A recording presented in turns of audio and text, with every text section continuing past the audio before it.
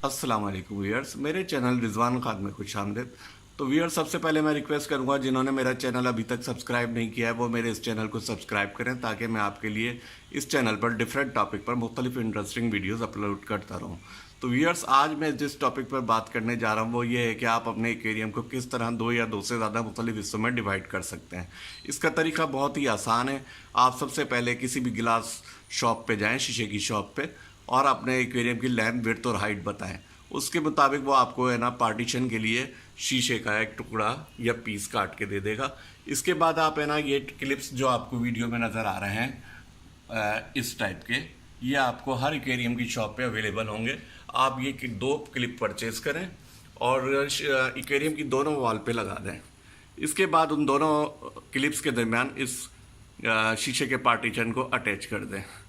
तो इस तरह आप अपने एक्वेरियम के दो या दो से ज़्यादा मुख्तलिफ हिस्सों में डिवाइड इजीली कर लेंगे।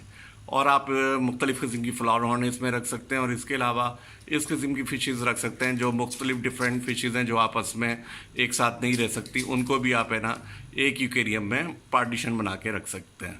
तो दोस्तों, उम्मीद है कि आपको मेरी आज की ये वीडियो बहुत पसंद आई होगी। तो मेरी आपसे रिक्वेस्ट है, मेरी इस वीडियो को लाइक ज़रूर करें। Thank you very much.